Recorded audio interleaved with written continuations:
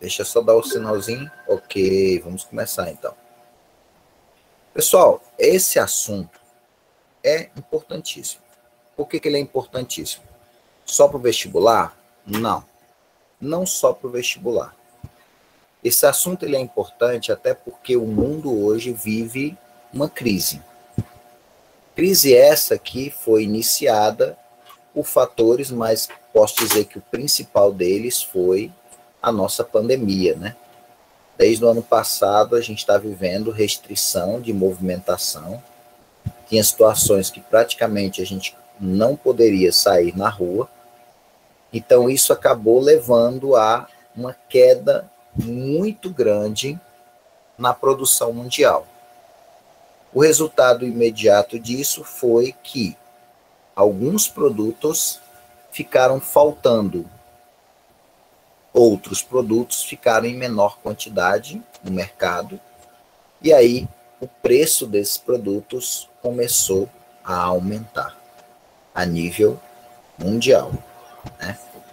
O mundo hoje tem vivenciado uma crise, e aí a pergunta que fica é: o que é uma crise? O que é uma crise econômica, né? A gente pode dizer que uma crise econômica é basicamente quando a economia não está funcionando como deveria funcionar. Podemos dizer que uma crise é exatamente uma economia, ela precisa estar crescendo, ela precisa estar no movimento para cima. Isso é uma economia saudável. Uma economia doente, que a gente pode falar que é uma economia em crise, é exatamente uma economia que não está, ou está estagnada, ou particularmente está regredindo. Ela não está indo para cima, ela está indo para baixo. Quando a economia ela está nessa situação, e como é que a gente sabe disso? Assim, de uma forma bem fácil. PIB, Produto Interno Bruto. Se o PIB está crescendo, que é a soma de todas as riquezas, se ele está positivo, isso é um sinal de que a economia está saudável. Mas se esse PIB ele está diminuindo seguidamente, então isso é um sinal muito claro de que aquele país está em crise, de que aquela economia não está boa. O que a gente vai trabalhar hoje é a maior das crises da história do capitalismo, que foi a crise de 1929. Por que ela é importante? Porque ela foi a primeira. A partir dela, você consegue entender o que é uma crise e quais são os sinais que a gente começa a perceber dessa crise. A história, ela sempre é importante para o presente. Ou seja, se hoje nós estamos vivenciando uma crise, como nós podemos sair dela? Olhando para trás. Podemos, por exemplo, olhar o que os governantes fizeram nessa época para resolver essa crise. Mas também nós podemos olhar essas crises do passado e nós podemos saber os sinais ou os sintomas de que uma crise está começando. Em algumas situações, você já pode olhar alguma coisa e dizer: opa, precisamos tomar medidas rápidas para a gente poder resolver essa crise. Então, é importantíssimo que a gente saiba sobre isso para a gente saber como sair dessa situação. Talvez nós não, porque nós estamos aqui embaixo. Mas quem sabe um de vocês vai estar lá em cima, né? Então, esse conhecimento, ele é, sem dúvida nenhuma, importante para que a gente possa entender o que fazer para sair disso. E essa crise que a gente vai falar agora, que nós já estamos falando, que foi a maior das crises, ela começou nos Estados Unidos e espalhou para o resto do mundo. Uma marca de uma crise econômica é que ela não fica somente no local onde começou ela se espalha. Podemos dizer que ela é como uma doença, né? como a Covid, por exemplo, né? Ela não fica só no local, ela vai contaminar, ela vai espalhar, né? E foi o que aconteceu. Mas por que ela espalha? No caso de uma doença como a Covid, ela espalha porque ela é contagiosa, né? No caso da crise de 29, ela espalha porque todo mundo depende de todo mundo. O mundo, no capitalismo, ele está cada vez mais interconectado. Então, uma coisa ruim que acontece no país vai afetar todos os outros por essa conexão entre os países, essa dependência entre os países. E os Estados Unidos, na época, pessoal, era a maior potência do planeta. Ainda é, né? Um grande destaque internacional. Mas, na época, despontava como o maior destaque mesmo. A dependência do mundo era muito grande dos Estados Unidos. E quando os Estados Unidos ficou ruim, a economia, o mundo sofreu com isso. As consequências, sem dúvida nenhuma, foram bem negativas para o mundo, né? Agora, curiosamente, os Estados Unidos, desde o século XIX, estava vivenciando uma situação de ascensão. A economia americana estava muito bem, estava crescendo rapidamente, se industrializando de forma assim quase miraculosa, né? Uma coisa fantástica. Quando chegou no início do século XX, os Estados Unidos era, sem dúvida nenhuma, uma das maiores potências mundiais em termos industriais. Só perdia para os países europeus. Tá? Então a situação era boa. Quando aconteceu a Primeira Guerra Mundial, quando aconteceu a Primeira Guerra Mundial, foi bom demais para os Estados Unidos, porque a Europa começou a entrar no estado de guerra e aí começou a sofrer os efeitos dessa guerra. Houve destruição para todos os lados. Parque industrial americano ficou intacto, mas os parques industriais europeus estavam sendo destruídos. E não só isso, os países da Europa estavam se voltando para a guerra, então deixaram de produzir produtos essenciais, e aí os Estados Unidos entrou para fornecer esses produtos. Como os Estados Unidos começou a vender muito, para vocês terem uma ideia, o comércio americano quase triplicou em poucos anos. Todo mundo praticamente queria comprar dos Estados Unidos. A situação dos Estados Unidos era tão boa que ele era responsável por quase 40% da produção industrial do planeta. Situação muito boa. Os Estados Unidos era tão poderoso economicamente, que ele tinha quase metade do ouro do planeta Terra. Era uma mega potência mundial. Situação muito boa. Tudo que os europeus precisavam, eles forneciam. E não só isso. Quando a guerra terminou e os países da Europa estavam acabados, quem foi que ajudou financeiramente emprestando dinheiro? Os Estados Unidos. Resultado final, os Estados Unidos saiu como a maior potência industrial mundial e também saiu como credor mundial. Praticamente todo mundo devia aos Estados Unidos. Situação muito boa. A situação era tão boa economicamente dos Estados Unidos que a palavra de ordem era dinheiro para comprar, dinheiro para consumir. Foi uma das marcas desse período, um intenso consumismo. O americano, ele tinha dinheiro para comprar o que os outros apenas sonhavam. Eles tinham grana. E se eles não tivessem, eles tinham um crediário facilitado pela situação econômica que o país estava vivenciando. Eles podiam parcelar com juros baixos, o que facilitou e intensificou nos Estados Unidos o consumo. Então, eles podiam, por exemplo, comprar, vamos lá, vamos mostrar algumas coisas. Podia comprar um carro, ou um carro. Vamos ver um modelinho aqui. Um carro hoje, ele é caro, tá? Um carro novo. Na época, ele era muito mais. Então, o acesso a um carro era um bem de muito luxo, mas o americano podia ter. No resto do mundo, a galera só sonhava, né? E lá nos Estados Unidos era uma realidade de consumo. O americano ele podia comprar as últimas invenções, como a geladeira. Ele podia não só comprar a geladeira, como ele podia encher a geladeira. Às vezes o cara compra a geladeira, mas não tem o que botar na geladeira. O americano ele podia superlotar a geladeira. A ação econômica era muito confortável. Eles podiam ter coisas que eram impensáveis, uma televisão, e se fosse hoje custaria talvez uns 60, 70 mil reais, 80 mil. O americano podia pelo menos ter uma televisão na sua casa, na sala. Ele não precisava ser rico para isso, bastava ser um americano, trabalhador, cotidianamente, que ele poderia ter isso. Ele tinha tanto dinheiro que ele podia gastar com todo tipo de lazer. Nessa época, uma das atividades que mais se destacaram foi o cinema, né?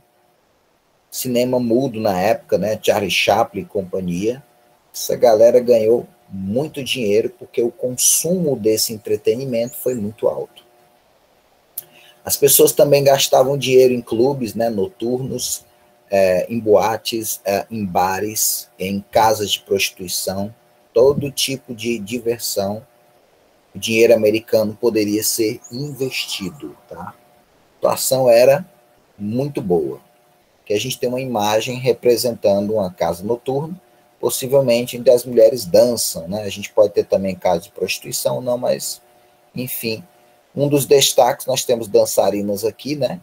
Que mulheres que, inclusive, conseguiram na década de 20 o direito nos Estados Unidos de voto, que foi uma grande, podemos dizer assim, uma grande conquista, né? As mulheres também passaram por uma mudança no visual, as roupas ficaram mais sensualizadas nesse período, né? As mulheres viam isso como um símbolo da sua luta de emancipação, na questão do feminismo. As pessoas podiam comprar equipamentos como esse, que hoje é uma velharia para nós, né? Que é um gramofone, mas que na época era última tecnologia, né? Era muito caro, mas o americano podia ter. Então, de novo, a situação nos Estados Unidos era muito boa. Tanto que a gente fala que é o famoso American Way of Life, ou, traduzindo, o modo de vida americano. Todo mundo queria ter um carro, ter uma casa com eletrodoméstico, com aspirador, com geladeira, com gramofone, com televisão, e daí vai. Uma vida boa, com dinheiro para gastar, para fazer aquela terapia gastando dinheiro, né? Isso o americano podia. Estava indo oficialmente tudo bem. A princípio, não estava dando nada errado. Mas aí nós vamos ver a grande surpresa, né? A gente vai estar vendo que esse é o problema das crises.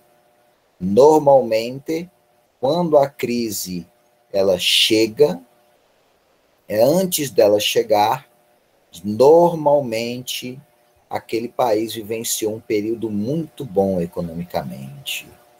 Aqui no Brasil, por exemplo, no início dos anos 2000, nós tivemos aí pelo menos uns 10 anos de prosperidade. O Brasil cresceu muito, né, muito mesmo.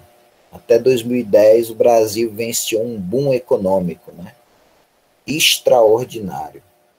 O Brasil era visto até como um foguete, né, de grande destaque internacional. Todo mundo queria ver o Brasil como exemplo, né?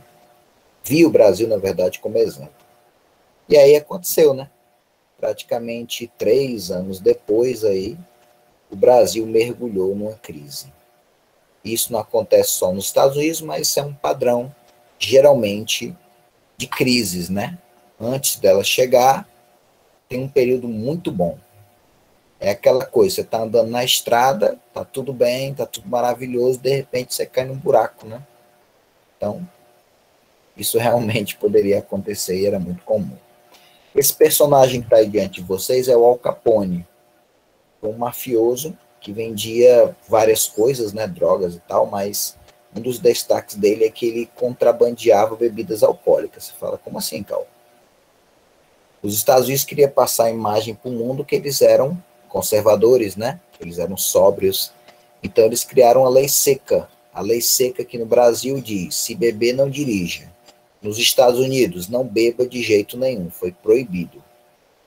Mas aí nós sabemos, né? Muitas vezes aquilo que é proibido acaba sendo um estimulante para nós, né? Às vezes você não está nem interessado, mas ouvir a palavra não, você já fica doido. Opa, beleza, agora é que eu quero. E aí, o consumo de bebida alcoólica aumentou exponencialmente nos Estados Unidos. E aí esses mafiosos aqui acabaram entrando e ganhando muito dinheiro com isso. Entre eles, esse personagem aí, que foi o Al Capone. Estava indo tudo bem, tudo maravilhoso, né? O sinal, a economia estava indo bem mesmo. Tão bem que você podia pegar o seu dinheiro e você podia pegar o dinheiro sobrando e investir em ações. Rapidamente você teria uma valorização das suas ações. Às vezes você investia $1.000, em pouco tempo você já tinha 1.500, 2.000 e até 3.000. Era tudo um grande sonho. Facilidade demais de ganhar dinheiro. As empresas lucrando cada vez mais, pegando lucro, investindo e crescendo mais e vendendo mais, cada vez mais.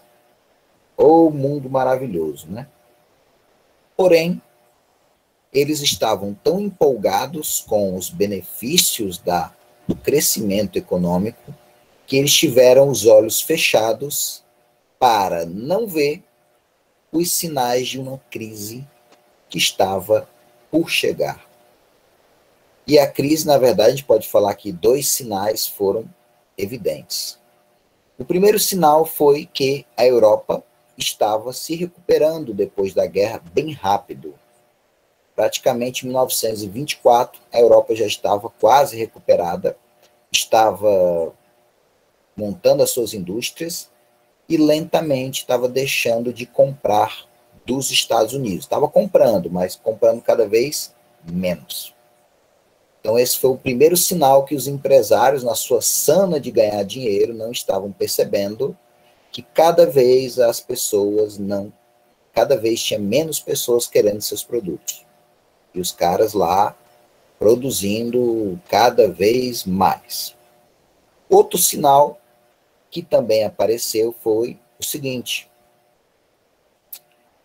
os salários cada ano não estavam aumentando. A produção aumentava, mas o salário não aumentava. Qual foi o resultado? As vendas estavam caindo. Por quê? Porque a galera estava produzindo mais, mas as pessoas estavam ganhando a mesma coisa.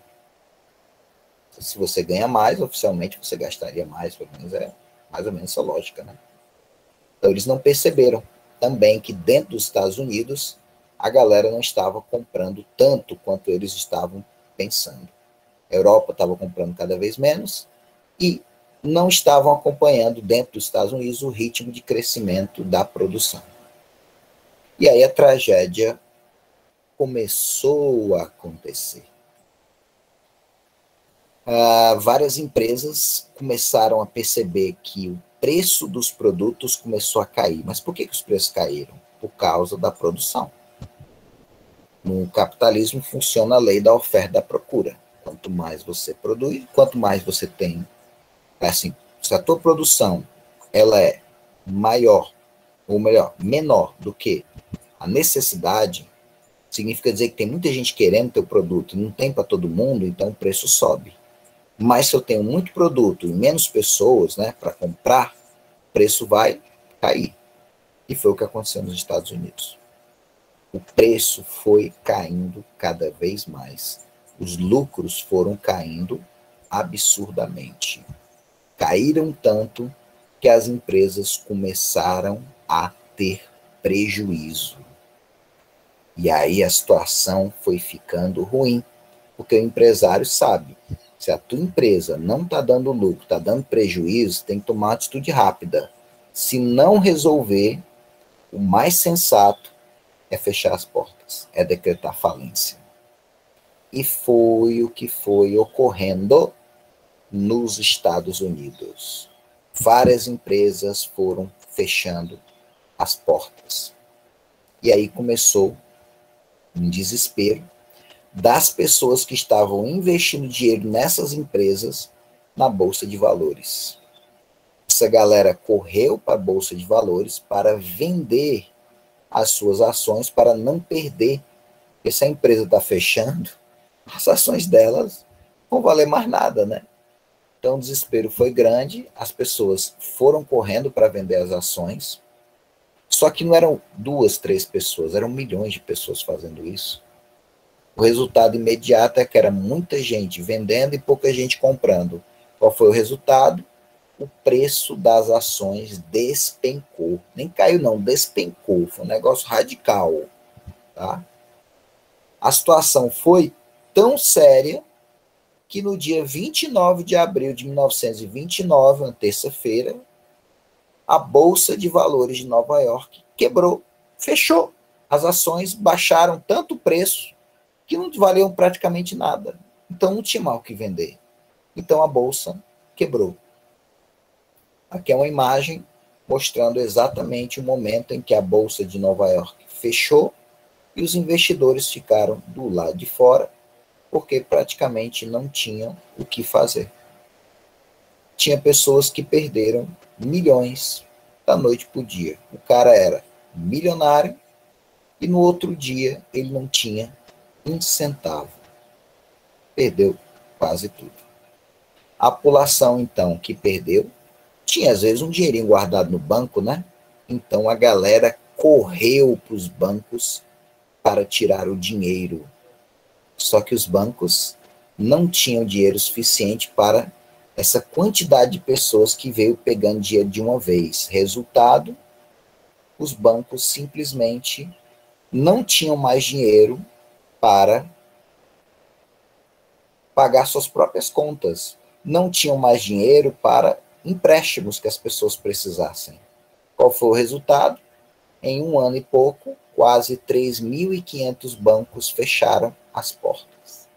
E se os bancos estão fechando as portas, as empresas que dependem desses bancos também vão sofrer. E foi o que aconteceu.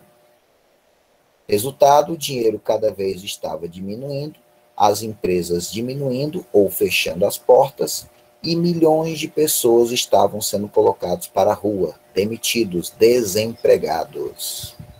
E a crise foi cada vez mais se intensificando. E entre os motivos principais, a superprodução. Outras coisas a gente até já falou, né? O aumento da produção não acompanhou o aumento salarial, tá? Também houve um outro problema que é bom citar aqui. Cada vez mais a galera resolveu mecanizar as atividades e cada vez mais as pessoas não eram precisas, né? Não precisava de pessoas, né? Então isso aumentou o desemprego. Desempregado é um cara que não tem dinheiro para comprar, né? Então isso acaba prejudicando, né?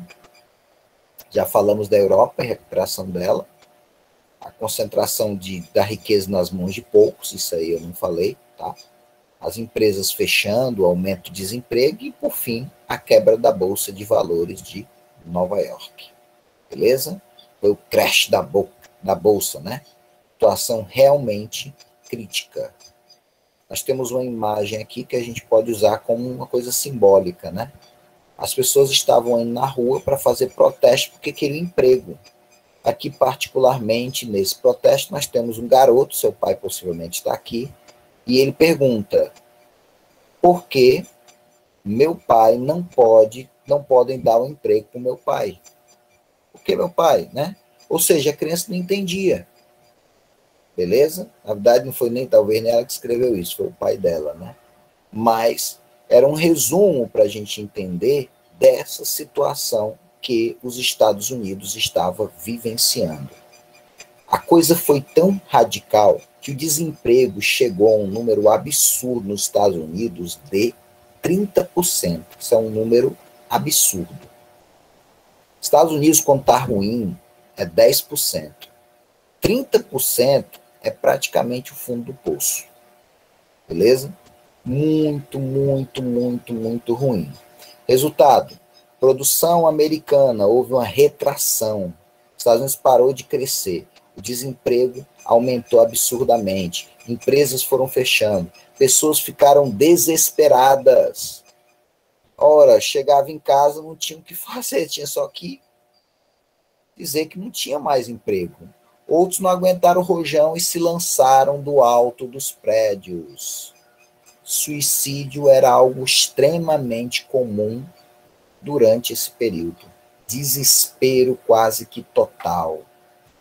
Olha que as filas para emprego, ou filas para alimento também, às vezes o governo distribuía comida. O cara às vezes ficava 12 horas numa fila para ter um alimento, para ter um prato de comida. O desespero era quase total. Situação, sem dúvida nenhuma, crítica, pessimismo para todo lado. O pessoal deixou de acreditar na possibilidade das coisas melhorarem. Ixi, a coisa estava terrível. Os Estados Unidos, que compravam dos outros países, diminuiu a sua compra. O Brasil se prejudicou. O nosso café, praticamente 70% dele ia para os Estados Unidos. Os Estados Unidos diminuiu a sua compra, sobrou café brasileiro, e olha o absurdo. O nosso café, ele perdeu 90% do seu preço de mercado. A desvalorização, assim, monstruosa. Situação terrível. Se a gente olhar assim, esqueminha, né, de como a coisa aconteceu, a gente veria exatamente isso aqui, né? A questão do crescimento dos Estados Unidos, a galera indo para a Bolsa de Valores para poder comprar e ganhar dinheiro com especulação, né? De repente, a questão da crise, da superprodução que aconteceu, né? Essa superprodução acabou baixando o preço dos produtos, que isso acabou levando à quebra ou diminuição do lucro das empresas, que isso também, junto com a quebra da Bolsa de Valores, levou junto com isso a falência de empresas e bancos, junto com isso. A classe média foi para as cucuias no meio de tudo isso, o desemprego cada vez aumentando, um ritmo absurdo, a população cada vez com menos dinheiro e a miséria truando para todo lado. E os Estados Unidos tirando seu dinheiro que investiu em outros países, e os outros países que perderam esse dinheiro estão começando a sofrer os efeitos. E aí, meu amigo, a situação foi, sem dúvida nenhuma, extremamente trágica. Concordo aí com o Bruno, o efeito dominó da desgraça total, tá? Situação realmente lamentável. E aí você faz aquela pergunta, e aí, como é que se sai de uma situação dessa? E aí, o que o governo precisa fazer para mudar essa situação? Um dos problemas dos Estados Unidos, pessoal, é exatamente a liberdade que era dada demais para a economia. O empresário podia fazer o que ele queria. O resultado disso é muito negativo, porque aconteceu o que ocorreu, né? Os empresários produziram mais do que a necessidade e isso acabou gerando toda a loucura que foi essa crise de 29. E aí, o que o governo podia fazer? Aconteceu as eleições para presidente. Olha só esses dados, cara, antes de falar disso, né? 1929, olha o número de desempregados, olha o gráfico. Olha como era bem baixinho. Tá vendo? Bem baixinho, ó. Olha aí, ó. Vai aumentando, ó. Vai aumentando. A crise é assim. Começa bem ralinho, daqui a pouco ela vai aumentando, vai chegando no ápice dela. Aí ela tem uma... Ela vai decrescer depois de um tempo, né? Geralmente é padrão das crises, né? Começa você falar, nem foi nada demais. Nada, no ano seguinte é que você vai sentir o efeito. É igual o Brasil. Esse ano, pessoal, que a gente está sentindo os efeitos do que aconteceu no ano passado. Esse ano que a gente está sofrendo com a inflação absurda de preços de elementos básicos. Eu posso dizer para você que é uma conjugação de fatores que a gente está vivendo isso, né? Seja a pandemia que diminui a produção, seja a questão do inverno que praticamente não foi bom em nenhuma parte do Brasil, ou o inverno, ou momentos de frio exagerado, tudo isso contribuiu para essa tragédia que nós estamos vivendo em 2021. Uma situação realmente crítica. Braba mesmo. E aí apareceu o presidente Roosevelt, né, foi eleito, prometendo que iria tirar o os Estados Unidos da crise.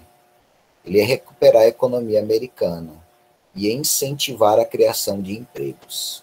Quando ele assumiu o governo, ele chamou vários economistas, sentaram, pensaram o que poderia ser feito para salvar a economia americana e o plano saiu, né?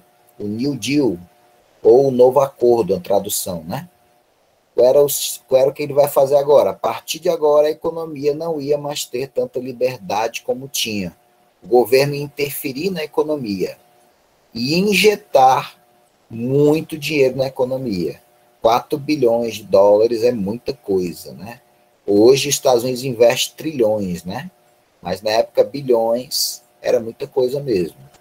Ele pegou 4 bilhões, por exemplo, de dólares e investiu em obras públicas pelo país inteiro. Pontes, rodovia, aeroporto, hidrelétrica, hospital, escola, daí vai. Muitas construções iam pegar esse grupo de pessoas desempregadas, e essa galera agora ia conseguir emprego. Várias empresas que venderiam materiais para essas construções também estariam sendo ajudadas com isso. Para evitar problemas, antes da produção acontecer, o governo controlava para dizer quanto cada um poderia produzir, para não haver uma superprodução. Os proprietários de terra que estavam tendo problemas financeiros, foi facilitado o empréstimo para que eles não quebrem, e eles continuem produzindo também. Pessoas que estavam desempregadas passaram a receber durante um tempo um seguro-desemprego. Podemos dizer que é um dinheiro como agora aconteceu no ano passado, né? A questão do auxílio emergencial, né? Pessoas recebem e agora tem dinheiro para poder comprar as coisas e aí o dinheiro vai circulando, né? Então isso acaba sendo positivo. Infelizmente, se a gente for olhar para nós hoje, a gente pode falar que foi bom e foi ruim. Foi bom porque a galera não deixou de ter o dinheiro e agora podia comprar, e muito dinheiro que foi pago aumentou a renda de pessoas até 3 vezes, mas aí tem um lado negativo, né? Pessoas que antes mal podiam comprar certas coisas, agora podiam comprar. Qual foi o resultado? O resultado é que você tinha um maior número de pessoas comprando, a quantidade de produtos diminuiu no mercado, lei da oferta e da procura. O que aconteceu com os gêneros mais básicos nossos? Eles aumentaram de preço. Lei da oferta e da procura. E hoje nós estamos sofrendo esses efeitos, né? Vamos para frente. Fixou um salário mínimo para evitar conflitos entre patrões e empregados, né? Não é um momento de conflito, é um momento de união, né? É o que ele queria. O dólar foi desvalorizado para que fique mais interessante comprar dos Estados Unidos. Os bancos dinheiro foi injetado nesses bancos através de empréstimos para evitar que os que ainda estavam em pé não caíssem. Os velhos agora receberiam uma espécie de aposentadoria, ou seja, essa classe velha que já não estava rendendo, agora tinha dinheiro, podia injetar no mercado. As indústrias também receberam uma cartilhazinha de proibição, tá? Não podiam produzir mais do que a determinação do governo. Qual era o objetivo do governo com isso? Fazer com que os preços dos produtos pudessem novamente ser elevados. E aí, pessoal, a situação foi melhorando. O que vai salvar os Estados Unidos não foi o New Deal, foi a Segunda Guerra Mundial. Eu vou provar para vocês através de um gráfico. Olha aí, 1929, ó, quebra da Bolsa de Valores. Isso aqui é desempregado, tá? A gente vai olhar para o nível de desemprego. Olha como era bem baixinho. Aí foi aumentando, tá vendo? Ó? Tá aumentando, ó. Tá só aumentando. Chegou aqui, ele começou esse programa, essa política econômica do New Deal. Olha o que começou a acontecer com o desemprego, ó, caindo. Mas aí você vê, ó, de novo aconteceu um probleminha, exceçãozinha econômica, os efeitos, né? Então, não melhorou. Mas olha o que aconteceu depois da Segunda Guerra Mundial, ó. Olha aqui, ó. O desemprego está caindo absurdamente. Por quê? Porque os países estão em guerra de novo e estão precisando comprar muito dos Estados Unidos. E aí a crise vai chegando ao fim. Daí para frente, o governo americano, já com todas as medidas de controle, evitou com certeza que uma nova crise dessas proporções acontecessem. Eu posso dizer para vocês que a história ela é importante, porque a partir do momento em que você sabe o que aconteceu, no futuro, se acontecer de novo, você não vai ser pego de surpresa. Beleza? Tranquilo? É uma situação realmente crítica. Posso dizer para vocês que, se o governo não se apressar, a gente está só, olhar para o gráficozinho aí, ó, o que você vai perceber aqui, ó, a crise só começou, a tragédia. A gente só está no primeiro ano de crise. Se o governo não fizer nada, a gente não vai ter uma melhora, a gente vai ter uma piora diária. Entendeu? Então, tem que ser rápido. Infelizmente, essa rapidez a gente não está vendo de nenhum dos lados, né? E aí a gente fica numa situação lastimável. Infelizmente, pessoal. Realmente é crítico. Vou parar aqui a gravação.